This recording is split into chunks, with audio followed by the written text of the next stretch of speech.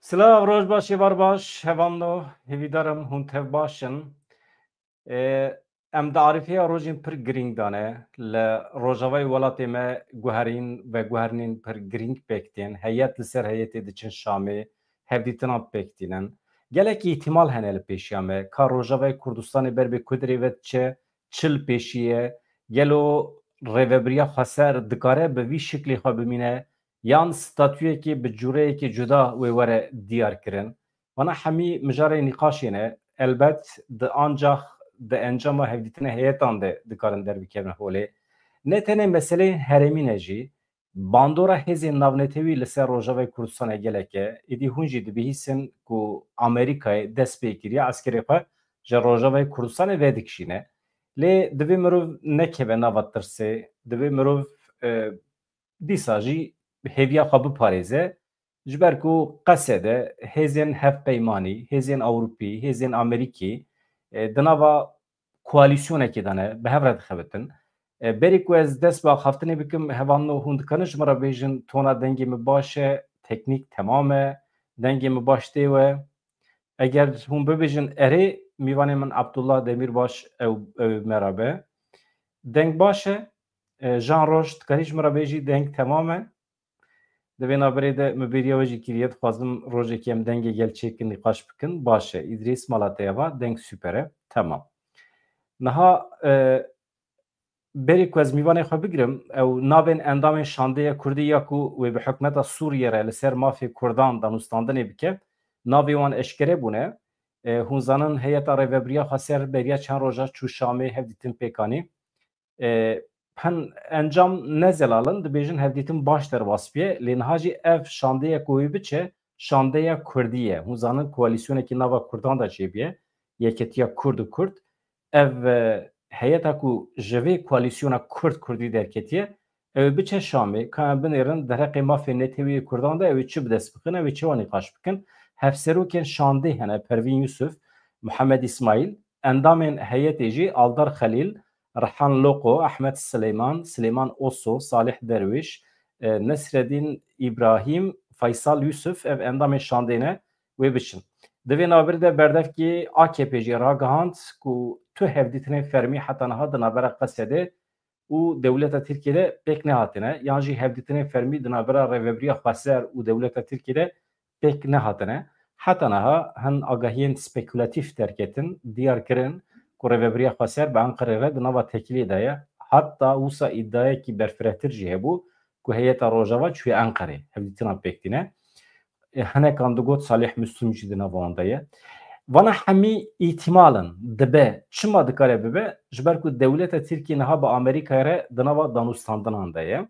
Dewleta Tirkiye îmajekî wisa dixwaze nîşan bide ku li rojhata navîn ew dikare Kurdan biparêze, ew dikare di şûna Qesedê de bibe hevalbendê koalîsyonê di tekoşîna li hember Daişê de.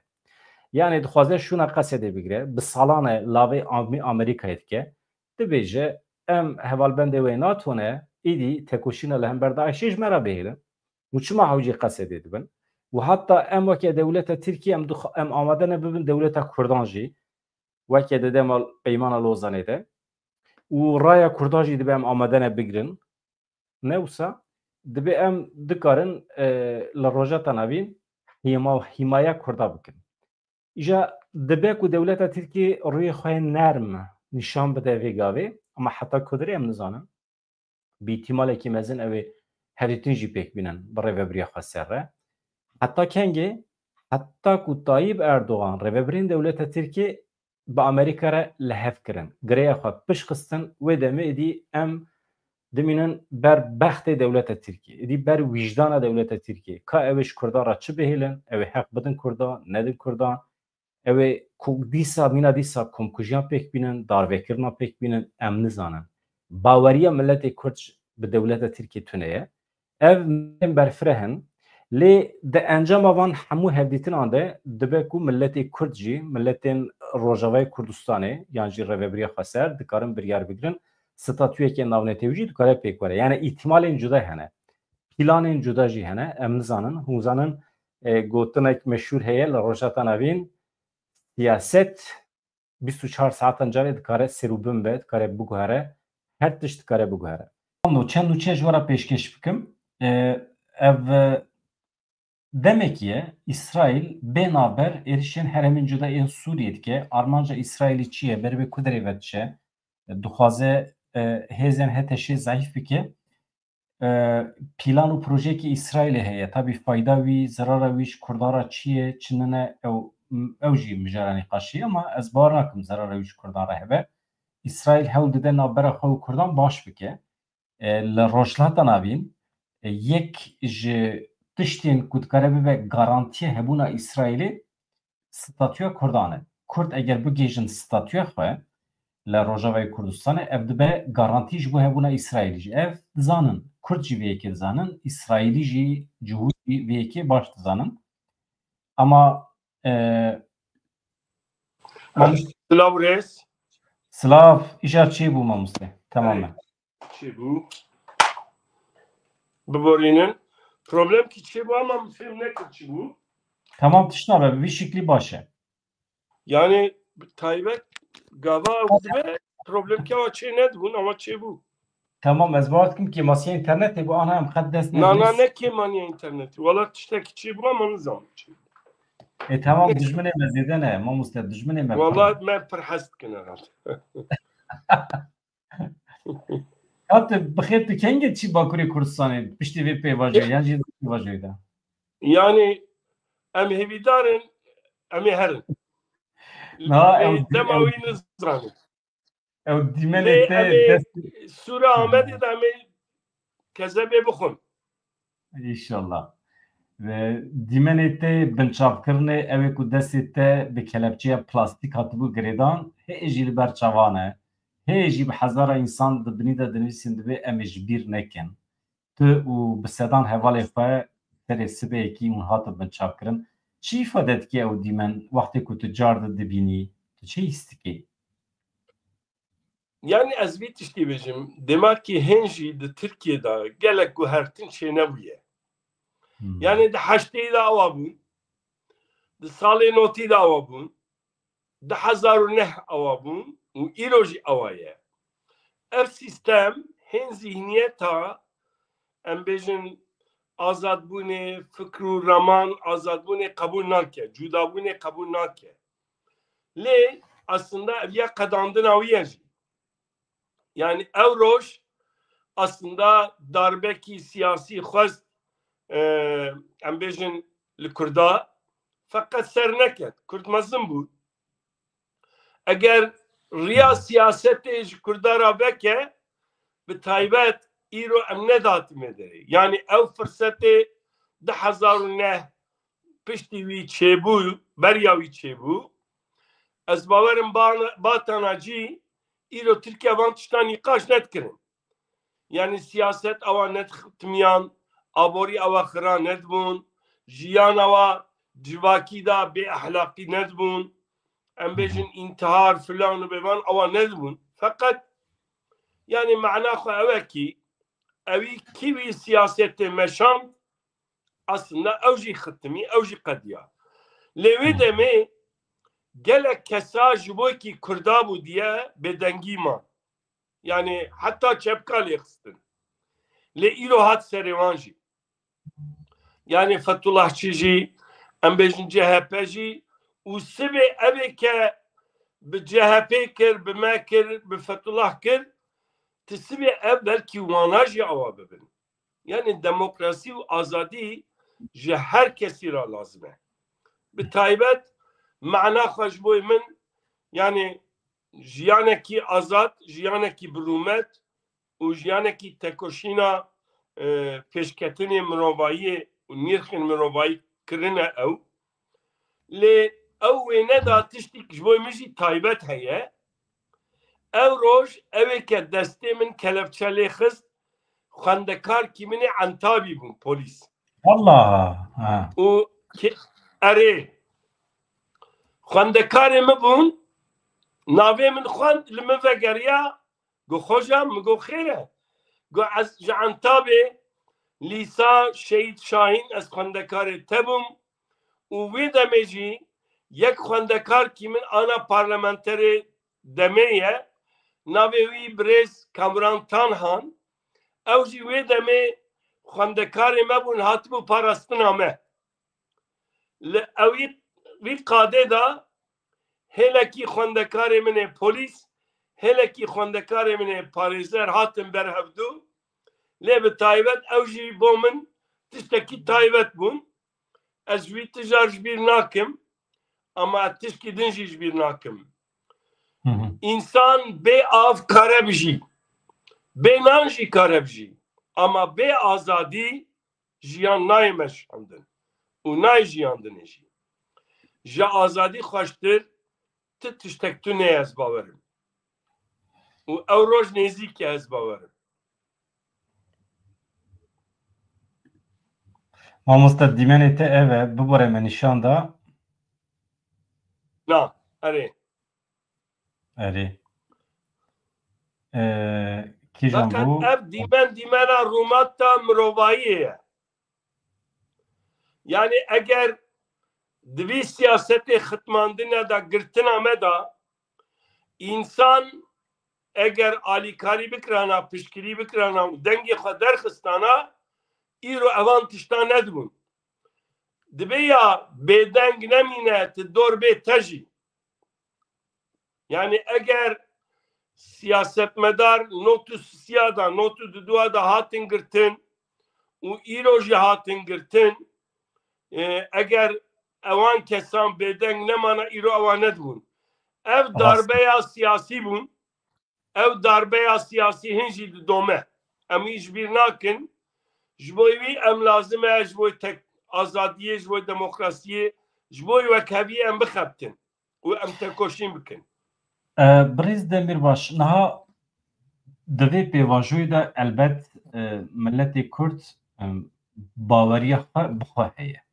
ew tiştekî baweriya xwe bi tekoşîna xwe heye ev tê zanîn li cem dewleta Tirkiye tu weke siyasetmedarekî xwedî tecrübe tu guherîn dibînî yan jî tu îşaretekî guherînê dibînî wextê ku tu vê ew qanûna ku hat ber meclîsê di dereqê girtiyan de û kesên ji PKK kesên ji dawa Kurd û Kurdistanê tê de tunene wextê ku tu van jî bidî berçav heqeten îşaretê guherînê heye li cem dewleta Tirkiye di zihniyeta wan û mantiqa wan de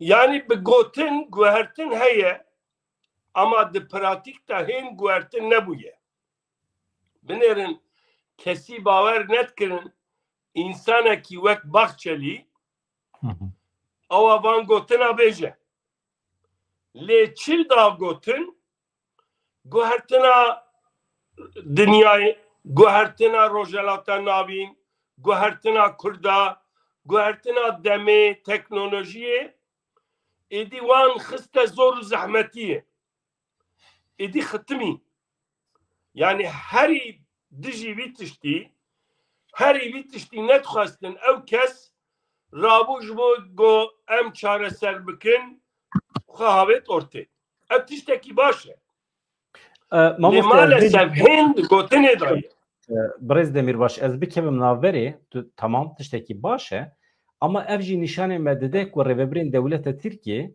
cahîlin pêşiya xwe nabînin ji ber ku eynî dewlet Baxçelî beriya çend meh beriya vê daxuyaniya xwe ji bo girtina HDP çi ji destî wî hat kir ji bo cezayê îdamê ji nû ve were rojevê ji bo darvekirina Rêzer Abdullah Öcalan her tiştî kir çima însanên ew qas ku nikarin pêşiya xwe bibînin dikevin nava hereketekî wisa ku êdî em dikarin bawerî bi gotinê wan bînin çünkü sibê du sibe yani berya wî jî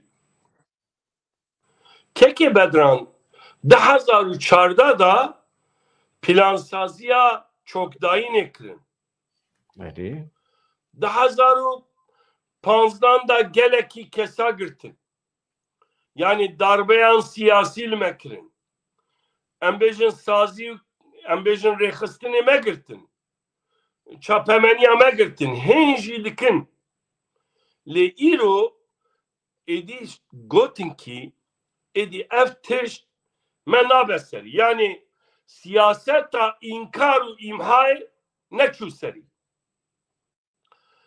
Vî gotinê dibêjin ama hên gotine êdî zikê me bi gotina têr bûye.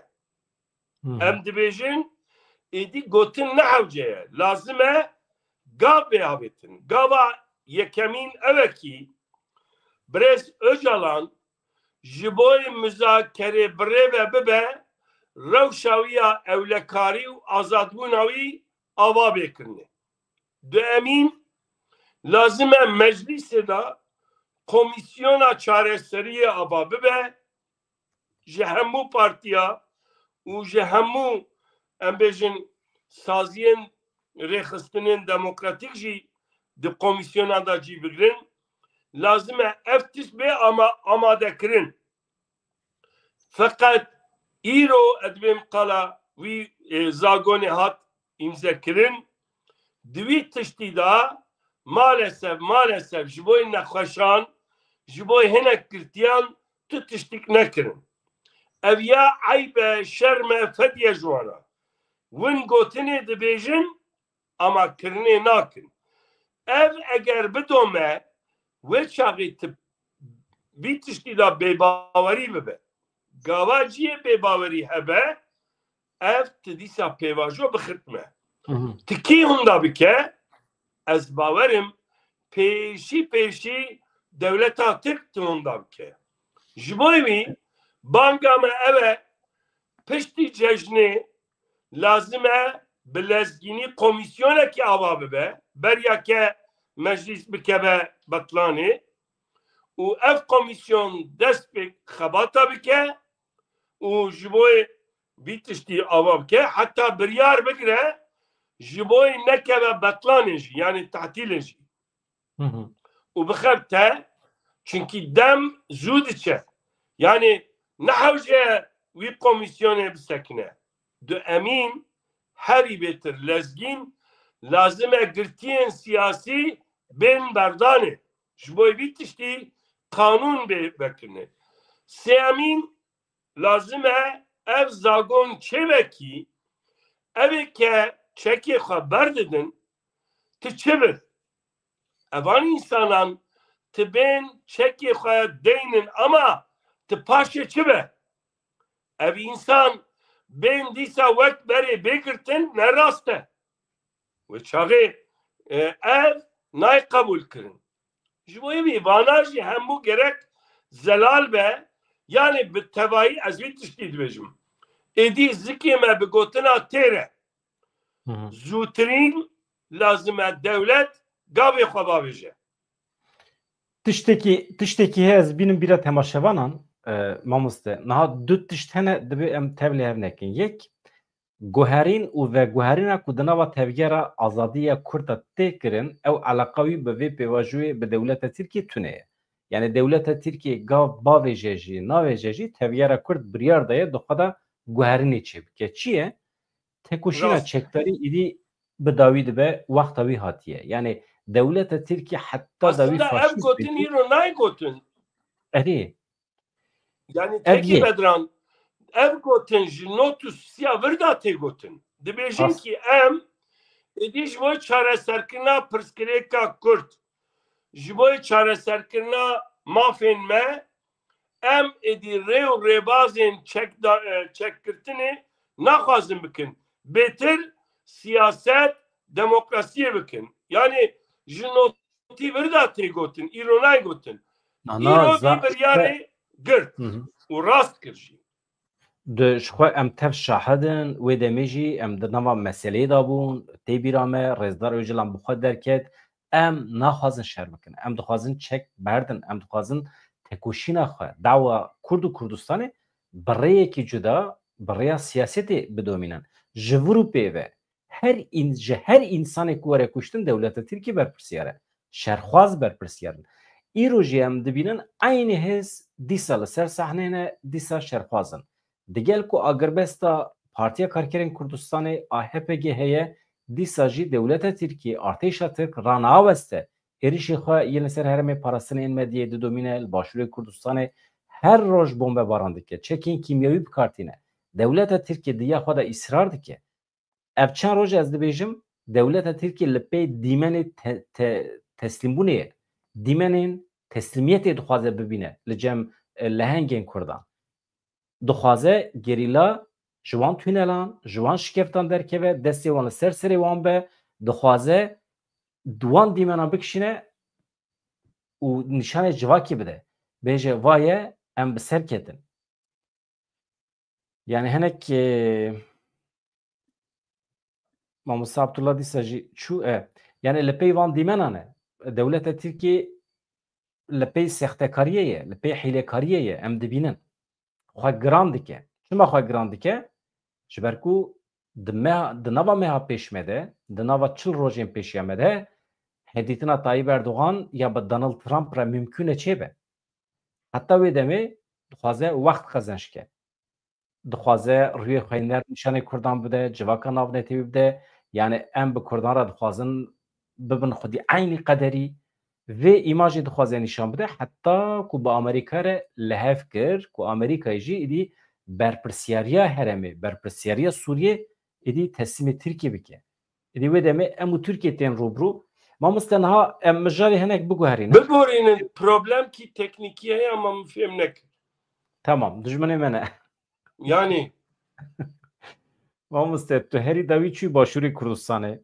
Li wê derê Başûrê Kurdistanê hewl dide pergalekê nû ya pirzimanî ava bike. Civîna we li ser çi bû, kî tevlî bû, çawa derbas bû û tu hinekî agahî bidî me derbarê civînê de û wextê ku fikrê te pirsîn li ser vê jî em fikrê te dixwazin dubare bibihîsin. bi taybet vî civînê her sal li Amerîka civînekî çêdibe navê wî National Prayer Breakfast. Yani ji bo taştê û dua dikin. Yani gelek insanên siyasetmedar û insanên oldar û stratejîst civîn tên berhevdû û xebatê xwe didomînin. Her sal li Amerîka dibe û Serokkomarê Amerîka yani Serokê Amerîka jî tevlî dibe.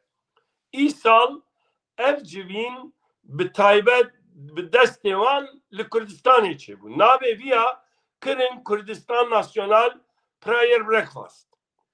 Ev civînê bi taybet Amerîkî û gelek kesên fikrên cuda, olên cuda, netewên cuda amade dikin. Di vî civînê de min û em bêjin Avrupa yani Konfederasyona Aleviyên Avrupa li wê derê pîrekî heye navê xwe Ecevît Emre ye. Ew û yek jî ji Bakurê Kurdistan hevalkî me em sê kes me davet kirin. Yani bi taybet ji Amerîka me davet kirin û em beşdarê wî bûn. Tabii sebebên davetkirina me di wexta dema Sûrê da me xebatên pir zimanî, pir olî û pir çandî û meclîsa çila û şaredariya me kirbûn ji bo vî tiştî ba me kirin. Li vê derê em bêjin gelek kesên naskirî hatibûn. Senatörên Amerîkî hatibûn, Peter Galbraith hatibûn û tisanin demê notî de gelekî Rojhilata Navîn de rolekî mezin girtibûn û Serokwezîrên Slovakyayê berê, Serokwezîrê Macaristanê ê berê û Prensê Liechtenstein, ji İsviçre, ji Almanya, ji Ukrayna gelek deveran pêncî jiyan hema stratejîst û em bêjin endamê parlamentoyê ya jî nivîskar, akademisyen hatibûn, Birêz Nadîne hatibûn. Ew jî zanin bi taybet ser Başûr û ser Rojava dixebite. Ew jî hatibûn. Me wan tişta kir. Ji Kurdistanê jî Birêz Mesûd Barzanî, Birêz Nêçîrvan Barzanî, Birêz Mesrûr Barzanî û Behram Saleh tevlî bibûn. Gelek parlamenter û endam hatibûn. Herî bêtir li Kurdistanê çi ol çi netew hebûn bi hemû jî rengê xwe hatibûn. کاکایی ازیدی بسلمان مسیحی جوهی همو توهاتبون بشتاروی اوکی بون yani Süryani hebun, Ermeni hebun, Keldani hebun, Türkmen hebun, vana hemut tev beştari bibun. Armanca bir civine drojelata navinda edi jiboy alozi u nakokiya çareser kirin prosesin ava bikin. Ev jî texuyani kirin ki drojelata navinda edi pir zimanî, pir çandî, pir olî پر ناسنامه ته خباته مجی گوکی ون ما چما باکریه گوتن و شارداریا سوره دا به تایبت و bir prosesi amade kiriye dicivine da bir taybet yakoyak jî me xebatê xwe da nas kirin me got bi taybet me bir çar xalî ji wan re got yekemîn مگو برزو جلان گاوا هفدیتنی خدا گفت کی لازمه لامد زمان ببه سازی و چاقی مجی سروی اساسی آخافتن کر و شیروه کر مرابو مقاله کی نفسان مگو کی درونیا ریببریان هرمیدا خباتن پرزمانی و دمی مگو شارداریا دا ادی خباتن lazime bi Kurdî, Ermenî, Siryanî, İbranî û Kurdî jî zazravaya zazakî û kurmancî xebat bên kirin gel vî tiştî bike me behsa anketê kir me wana da qise kirin demîn proja me jî me got Birêz Öcalan gotibû kî di hevdîtinkî xwe da got kî li Rihayê bexçe ola çêkin yani ji bo ol bi hevra jiyandinê bikin çawa netew û çawa ziman bi hevra jiyandinê karin bikin ol jî gere awa bin me jî got lazim e li Amedê vî tiştî heye sûka çandê çêkir Diyarbekir da dibêjin yani minara çarnik ji wê derê heya deriyê nû hûn zanin mizgeft dêr û hemû hene yani heta sînegog jî heye tu zanî me got kî di vî rê da em ê بدین یکیتی اروپا و تایبت یک مزگفت دو هفته سینگوگ و مال علویه و مال ازیدی همه به هبرا آماده بکن دنیای را بیشن کی آمد پایتخت آشتیه همو اول کارم به هبرا ده دیرو که دا چوا جیاندن کریه ایرو جیاندن بکن ما پروژه برز Öcalan لامده هانی جی tabi gava mevya kir me tevlîbûna cuda cuda netevan cuda cuda ola jî kir û paşê me em çûn İstanbolê wana jî me xebat kir sêmîn me got kî Birêz Öcalan demekî hevdîtinkî xwe da got lazim e meclîsên hemwelatiyên azad çêbe got kî li kolana li em bêjin gunda bajara çi qas fikir çi qas netew çi qas ol çi qas cudabûn hebe ji bo tevlî biryargirtinên hebe lazim e wan tevlî bikin me jî rabû meclîsa çilava kir li Tirkiyeyê û cara yekemîn li Amedê da meclîsa çilava kir ji çil kesî hebûn ev di navî çil kesî da Ezidî, Ermenî, Aleviye Türkmen, Aleviyên Kurd, Bisilman, Cûhî, Mesihî, Keldanî, Ortodoks û Protestan hebûn. Serokê AKP hebûn. Yekê Büyük Birlik Partilî hebûn. Yekê Doğru Yol Partî hebûn. Yek Anavatanî hebûn.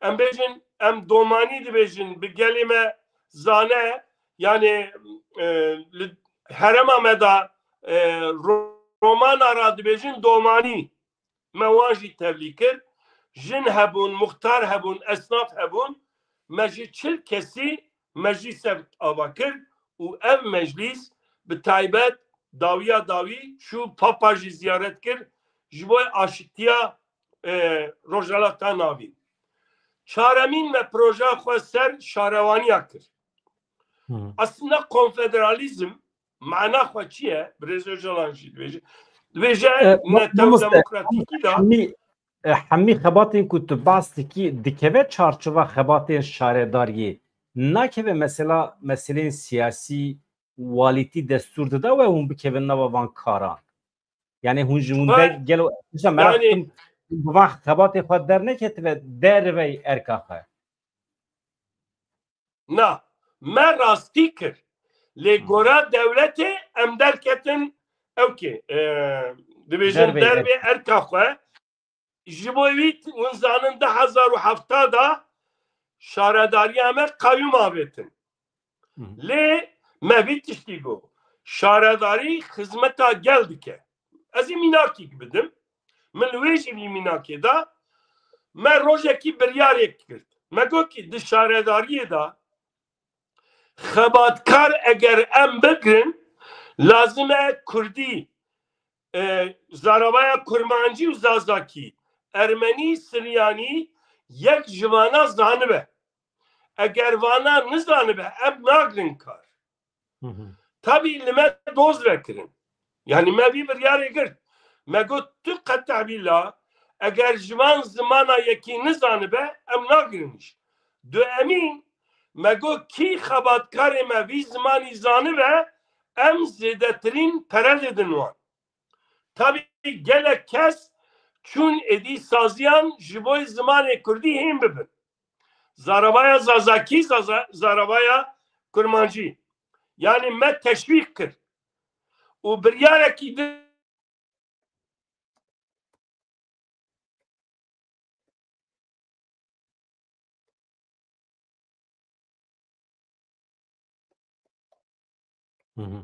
dîsa deng çû ava dibe me gotiye la Rojavayê Kurdistanê û Başûrê Kurdistanê aynî pergal ava dibe yani pir zimanî ev mühim e ama ez dibêjim qey weşana min neçûne weşana tenê mamoste jî dûr ketiye erê em binêrin înterneta wî zayîf e kêm e ez binêrim tiştî ku min amade kirine hevan no yani serokê Meclîsa Tirkî Numan Kurtulmuşî heta niha pir tişt gotin ê ku aniha di pêvajoyê de aktif e û pir tişta dibêje ew e ez bawer dikim tenê dixwazin wext qezenç bikin Numan Kurtulmuş tu fonksiyona wî di hikûmetê de tune ye yani çi dibêje bila bibêje çi dibêje bila bibêje li cem Tayyip Erdogan qîmeta wî giraniya wî çi ye ew meselekê din e deqekî îjar niha heta ku mamoste were min dixwast ez çend û çêj were pêşkêş bikim tabii ji qeda navnetewî jî gelek mijar hene yani di derheqê Rojavayê Kurdistanê de heqeten tiştê ku carna wisa agahî derdikin bi taybetî jî çapemeniya Tirkî merov yani bê hemdê xwe be jî merov dikeve nava tirsekî ama bi tu şiklekî milletê Kurd wê destûr nede ku rêveberiya Xweser ya Rojavayê Kurdistanê zarar bibîne mamoste tu cihar de hatî bibexşînin yani emnekî şev cara yekem adibe tişnabe bi taybet em di xebatên şaredariyê da me got ki lazim e yani dikanên esnafa eger bi zimanê Kurdî zarabaya Kurmancî û Zazakî tabela hebin em heqê ruhsatê ji wan nagirin me biryar girt di Meclîsa Şarewaniyê da me biryar girt tabii devletê li me lêpirsîn vekir got ki hûn dijî anayasayê ne yani makazagonê ne min jî vî tiştî got me got ki hûn gava şaredariyê da eger em bi İngilîzî Almanî Fransî nizanibe em nagirin karê derve mecbûrin çünkü ew kar awa dimeşe me got xebatên şaredariyê da gel piranî zimanê Kurdî zimanê Ermenî Siryanî xeber dide eger em vî xizmetê dikin ser ji gel ra paqijiyê tiştê dine lazim e xebatkarê me van zimana zanibe çima gava xebatên şaredariyê da Almanî İngilîzî فرانسی پروبلم نابه جوی خدمته مثلا توریستین هیئتین جوی وانا مجبور دکن اویان نسوجه چما گاوا خدمتا گل دکن چما سوجه demek ki suç ne suçu me? Suçu makazagon avaya. Makazagon avaya kememek o. Lazım e un dozlu me benekin. Un spasil me bikin. Me makazagon avaya kemani me rast kiriye. Jibervi un lazım e edi inkar kirna zamanı kurdi, nasama kurdi un kadexe nekin. Jibervi jime Van bir yara girt. Em bir tişti dibêjin. Em xebatên gel dikin şaredarî. Ji ber wî gava em xebatên gel dikin lazim e em bi zimanê gel bikin. Ana li Awropa û li Belçîka du ziman tê bikaranîn. Flamanî, Walonî. Ev demek ki xizmeta şarevaniyê ye. Em ana li Awropa dijîn. Gava em diçin şaredariyê tercümanekî tînin ya jî ji bo ev zaman zanı ve xebatkar ki tînin berme. Ve çağı eğer em hizmeta insana dikinse lazım em bi zimanê wan bikin. Ev ya ne tijî okey. Yani dibe kanunê Tirkiye'de ev ya qedexe be ama ev mafê me ye. Me van tişta got. Tabii me ji bo şaredarî konfederalizmê vî tiştî ava kir. Me got ki em tixuba nêguherînin jî em ê azadbûnê wekheviyê û yekîtî em ê ava bikin. Ji bo wî şaredariya Sûrê û Duhokê, şaredariya Qamişlo û şaredariya Urmiye me biratî kir.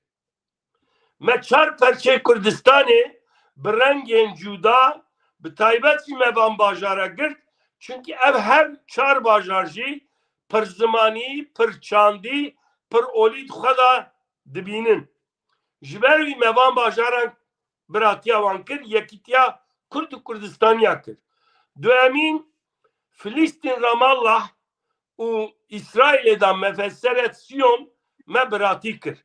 Me got ki lazim e wan her du gel jî bi hev re jiyandinê bikin. Bêtir me Çanakkale biratî kir. Me got ki lazim e em bi Tirka da jî rojên aşîtiyê da em ê berhevdûn. Mana Çanakkale jî hûn zanin aslında li wê derê hemû kes bi hev re jiyandin kiriye.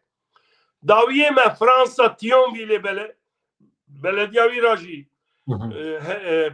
peymanekî kir.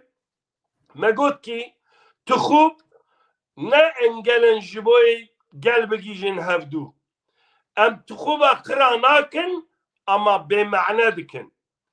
Tixûb dibe ki hinkî destelatdar ji me ra danîne ama em gel nêzîkayiya xwe, azadbûna xwe, pirsgirêkê xwe çareserkirinê da em ser rêveberiyên herêma da karin biryara xwe bidin û em gelan nêzîkê hevdû bikin. Me van çar xala li wê derê hanîn ziman. Me got ki evana Birêz Öcalan projê wanin û me di şaredariya Sûrê de hanî cî û me çêkir. Gotin ji xwe em van tişta dikin û Rojhilata navîn da hem Başûrê Kurdistan hem jî Rojavayê Kurdistanê da dimeşe. Me gava kevan xebata kir, me tiştekî gotibûn me hevalê xwe ra. Me got roj vê van xebatê me, van pratîkê me ti Rojhilata navîn da bibe prosesa çareseriyê. Binêrin Rojhilata navîn da li wê derê hatî qaşkirin. Problema herî girîng zimanê netewe. Çünkü Baasî, Farisî û İttihat Terakî cudatbûn qebûl nekirine. Gotine yek ziman, yek nasname, yek ol. İşte em dibêjin pir olî, pir zimanî, pir nasnameyî em esas digirin.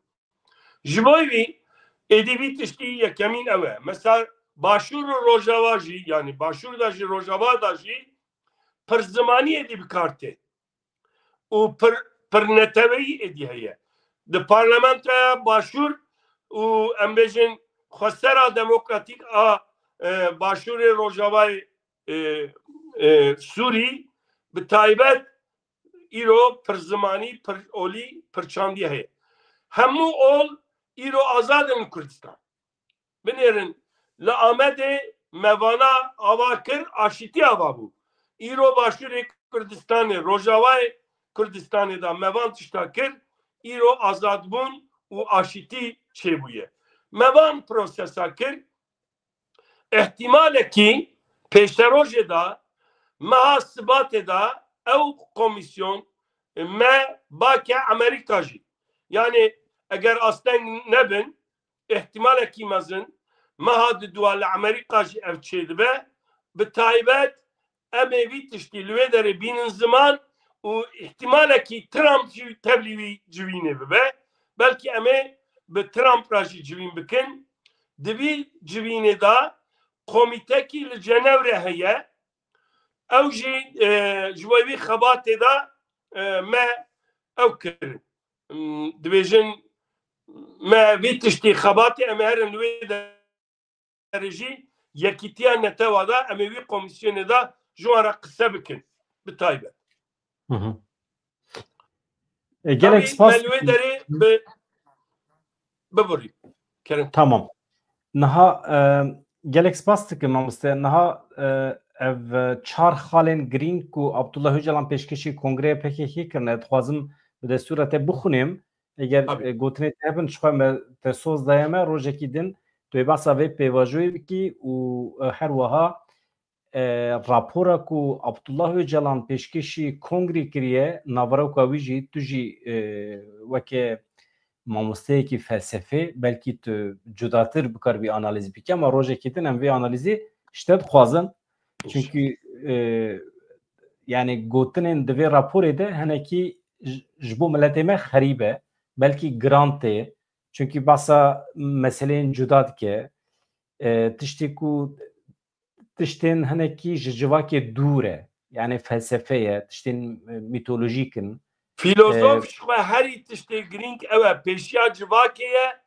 direng tên fêm kirin ama tibê fêm kirin ama yek ji wan xalan ew e beriya ku ev mijar di nava civakê de were nîqaşkirin di serxwebûnê de hat weşandin ew hinekî belkî bû sedem ku civak fehm neke yan jî tê negihêje niha çar xalên ku pêşkêşî Kongrê kirine destûra te bixwînim paşê dî em binêrin hevan eger hûn amade bin ez dixwazim bixwînim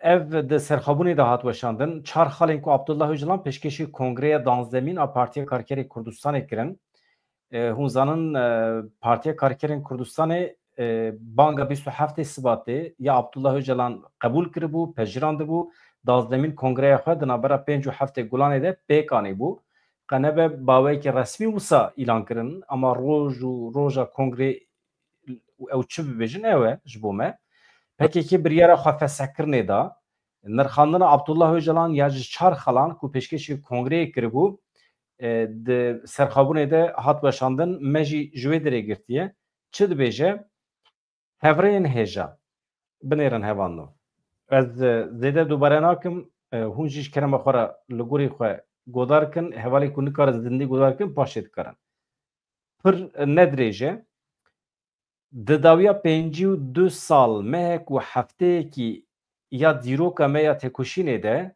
em bi rengekî fermî serdemeke dîrokî li pey xwe dihêlin bi wateyekî hîn şember em dixwazin ji sosyalîzma bi armanca netewê dewletê derbasî serdemeke dîrokî ya ji sosyalîzma civaka demokratîk bibin wekî ku dawî û destpêka her tiştî heye serdemek ji ber çar sedemên bingehîn divê bê bihirandin yani çar sedem hene dibe em ji demên berê dî derbas bin li pê xwe bêlin dest bi pêvajoyekê nû bikin dest bi serdemekê nû bikin yek çima sedem çi ye PKK ji ber ku jaliyê cewherî û temenê ve yani temenê xwe emrê xwe dî tijî kiriye divê bawekê fermî feseh bibe yani ji holê rabe mebez ji vê yekê belavbûna reel sosyalîzmê ji ber sedema navxweyî pêwîstiya bi vekirina rêyekê nû ya sosyalîzmê rewşa naskirin û pêkhatina nasnameya Kurd e yani naskirin û pêkhatina nasnameya Kurd ji ber ku pêk hatiye êdî hewce tuneyê ku merû şer bike armanca me an nete devlet jî ji holê rabiye êdî pêwîstî bi şer namîne. Ka mamoste çû erê ya duyem yani ji bo were fehm kirin madem em ji bo nete û dewlet tekoşîn nadin pêwîstî bi şer tune şerê çekdarî. Yek ev e ya din jî êdî nasnameya Kurd hatiye naskirin. Du tekoşîna çekdarî xwe dispêre stratejiyekê bi armanca nete dewletê. Ji bo daketina ji vê armancê û derbasbûna li nava bernameya Civaka Demokratîk divê xwe bispêre hukuk û siyaseta demokratîk. Aynı tiştek ku me behs kiribû.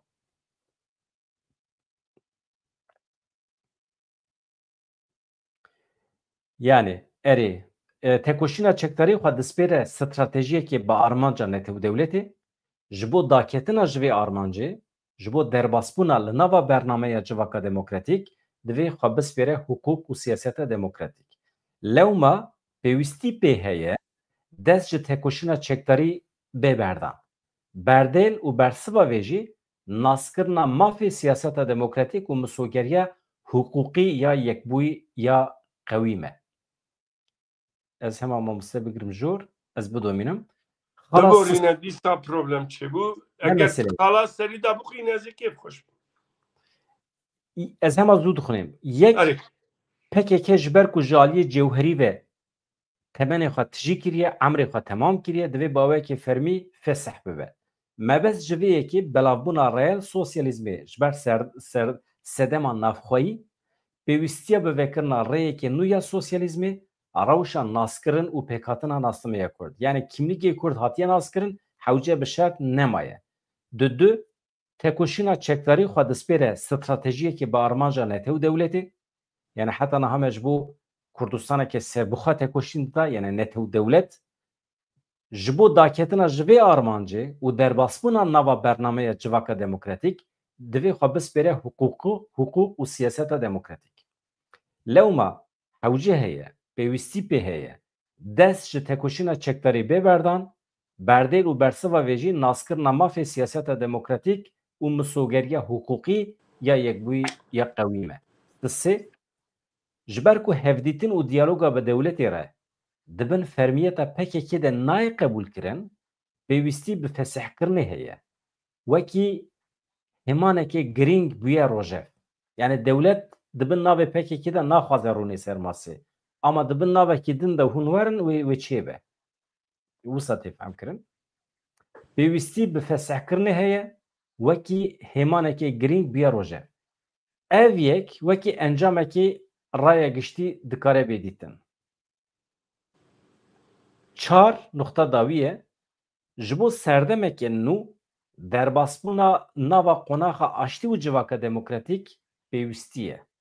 Yani ji bo serdemekî nû hewce heye ku em derbasî nava qonaxa aştî û Civaka Demokratîk bibin.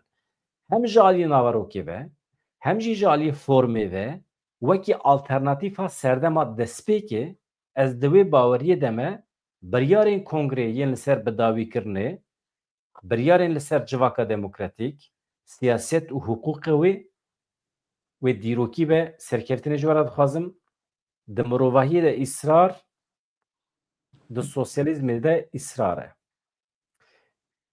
e. Sosyalîzma nete ve dewlet têkçûne, sosyalîzma Civaka Demokratîk serkeftine. Mamiste navê sosyalîzmê, felsefeya sosyalîzmê, îdeolojiya sosyalîzmê em pir dibihîsin. Ev alaqeya dawa netewî ya Kurdan û sosyalîzmê çima xwe seketiye nava hev? Yani ana yekemîn biryargirtina yani em bêjin çekdanînê rê û rêbazên û tekoşîna çekdariyê danîn ne îro tenîk e. Aslında Kürt çima dest bi çekê kirin, tekoşîna çekê kirin. Êdî başka rê û rêbaz tune bûn. Yani inkar û imha kirin siyaseta Tirka da bûn û Kurda tur rê û rêbaz ji Kurdara nehiştibûn ew şertên wê demê da Kurd mecbûr man bi çek girtin. Yekemîn ev. Duemîn جنوتی بردایه کرد دبیجن کی ریو ریبازین تکوشینا کردان لازمه سیاستی و دموکراسی و حقوقی بکه مثلا ما دگوتن کریترین کوپنهاگی برابر جی یا جی اوی بیجن خواستریا ریوبریا هرما اوروپا هیه او پیماناوی هیه ام بین دبیجن بی قبول کرن ابیانا حقوقن çünkü dünyada edi hukukun navnetevi mrovahiye ser mafen mrovahiyetin avakın. Jiberviji em her daim medgot ki lazım evan hukukan ben kabul kırın. Mesela embejin yekiti Avrupa gelek bir yer adı girtin le devlet Türk le hember evi tişti astengun. Mesela ez ve çağım sendikan da tekoşindi kırın. Aslında kanun sendika ma'muratı ne bu?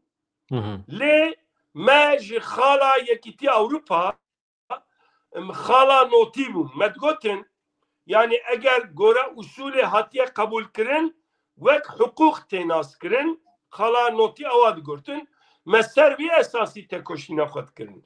Medgotin lazime maf berya hukuki te jibervi embibin. İşte maf kurdaj evet. De emin devi 5 salida inkaru imha edi kadiya. Yani emkarın ki edi jitenebuna kurdan nasnama kurda edi kurt hene.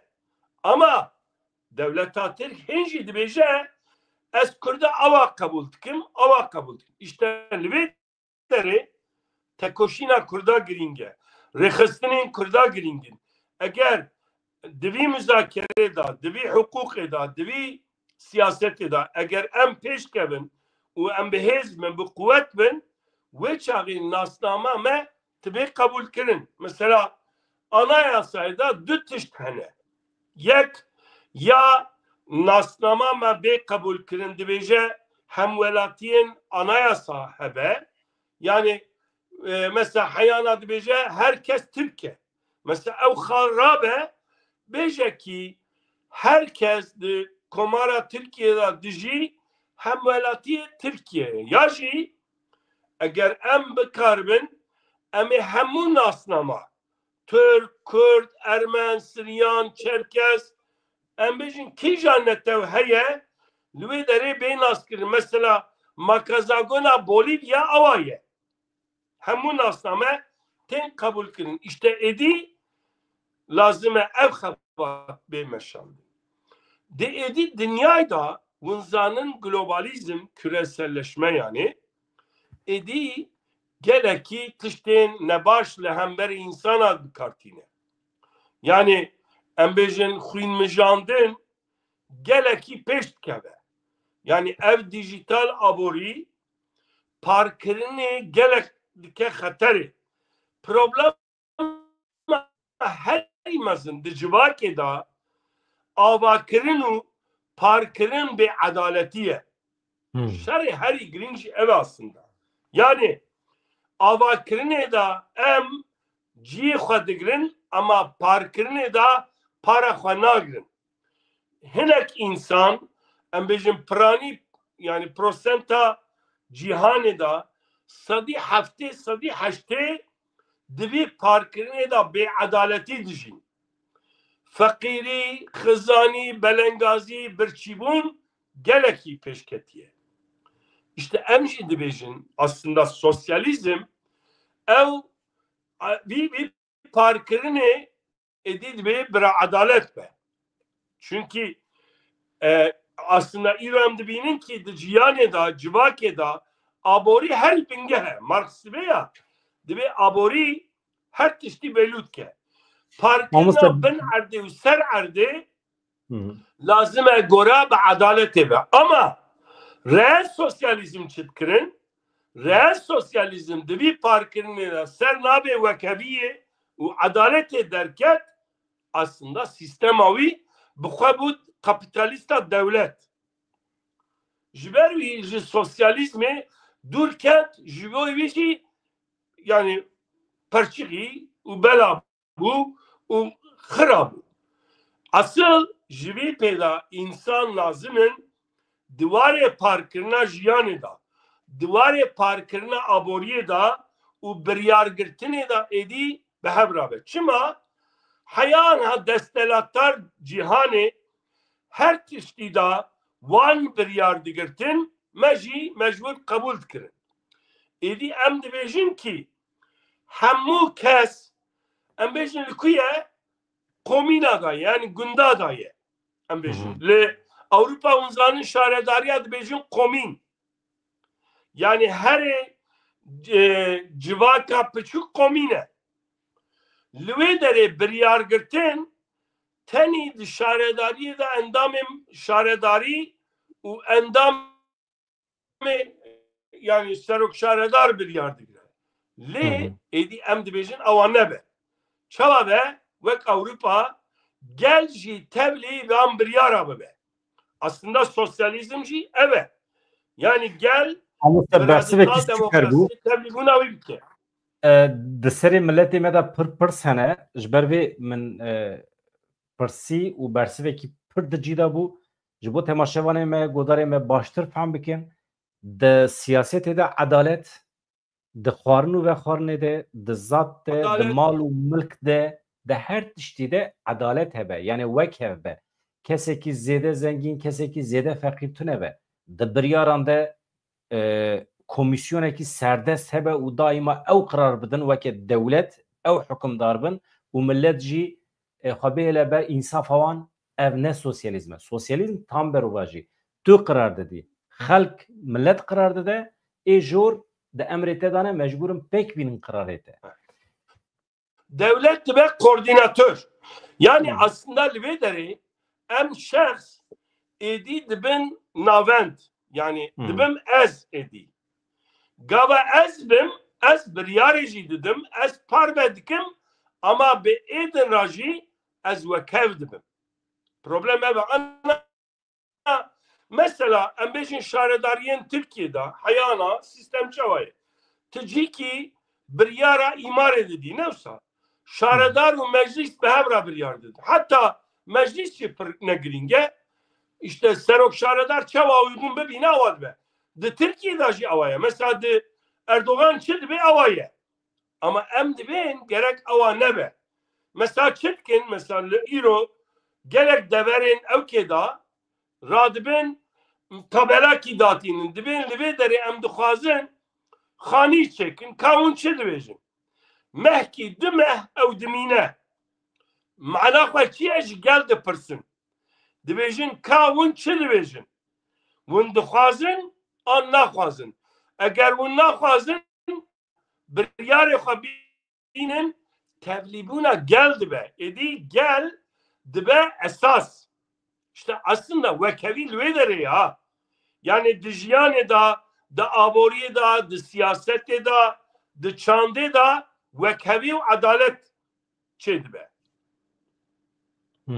Yek jî mamoste ji bo yani her tişt bi vê pêvajî hal nabe. Ev pêvajo tenê mifteyekî ye, tenê kilîtekê deriyekî vedike.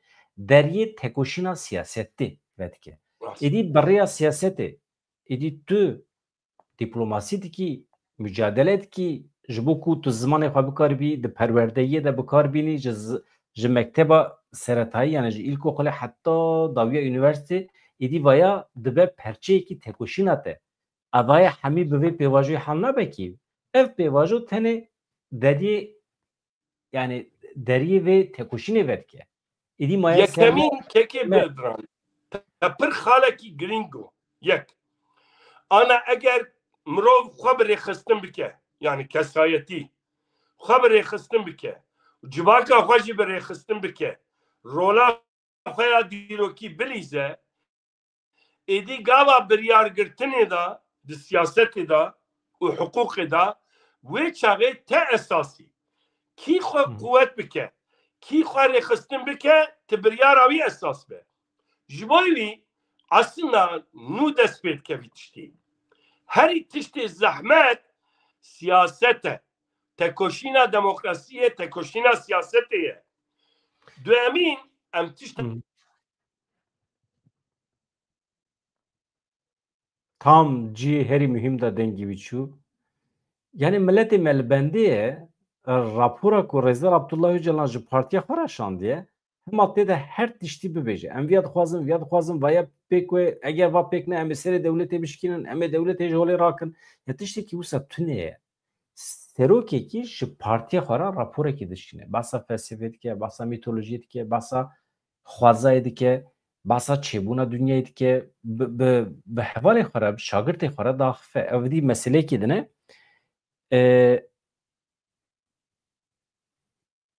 Ez mamoste wextê hat ez pirsa dawî jê pirsim yani her tiştî di vê pêvajiyê de îcab nake merov rêz bike. Ev pêvajo ne müzakere ye. Ev pêvajo vekirina serdemekî nû ye. Vekirina deriyê serdemekî nû ye. Ew serdema nû çi ye? Ew serdema nû êdî meydanekî ji bo we ye. Hûn bi xwe tê bikuşin. Hûn ew kesî ku heta niha çek û sîlh negirtine destê xwe. Ew kesê ku ziman dizanin, kesê ku ji siyasetê fehm dikin, kesê ku qaşo ji medeniyetê fehm dikin, ji hukûqê fehm dikin. Her kes êdî dikare li vê meydanê dawa xwe birêve bibe. Dawa Kurd û Kurdistanê, dawa mafê netewî êdî çi dixwazî yan jî çi dixwazî bidî pêkanîn. Êdî zext zor dikeve destê te. Her tişt di destê te de. Meydan dimîne ji te re êdî tu çawa bixwazî wisa tê bikuşe. Yani ev pêvajo ne pêvajoya müzakereye em dewleta Tirkiye viya bixwazin ya nexwazin. Mesele ne ye? Mamoste ez gotina da wî ji te re bihêlim. Bi taybet ez dixwazim wî tiştî pirskirêka sed salî bi du meha da nayê çareserkirin. Aslında êdî nû dest pê dike wek we got êdî rê û rêbazên demokratîk hukûqî em bikarbînin. Riya viya jî pêşî xwe rêxistin bikin. Pêşî xwe xurt bikin û yekîtiya xwe bikin. Banka min evekî di vî pêvajoyê de em dixwazin serkevin. Yekemîn lazim em bixebtin, duyemîn xwe rêxistin bikin, sêyemîn jî yekîtiya Kurd û Kurdistaniya bikin. Ji bo wî jî lazim e banka min dîsa evekî ji birêz Mesûd Barzanî, birêz Bafıl Talabanî, birêz Murat Karaylan, Cemîl Bayîq û partiyên Rojelatê Kurdistanê û hemû partî û saziya rêxistinan banka min evekî Kongra netewî lazim e amade bibe û bê çêkirin. Binêrin Rojava da Kurdbûn yek pêşketin. Îro di Başûrê Kurdistanê de jî yekîtiya xwe bêtir xurt bikin, ez bawerim ti bêtir baş bû. Mesela wê rojê birêz Mesûd Barzanî bakir partiyên hemû Kurdistaniya û buhara civîn kir. Ev ya li hemberê Bexdayê quwet dike. Lê lazim e êdî Rojava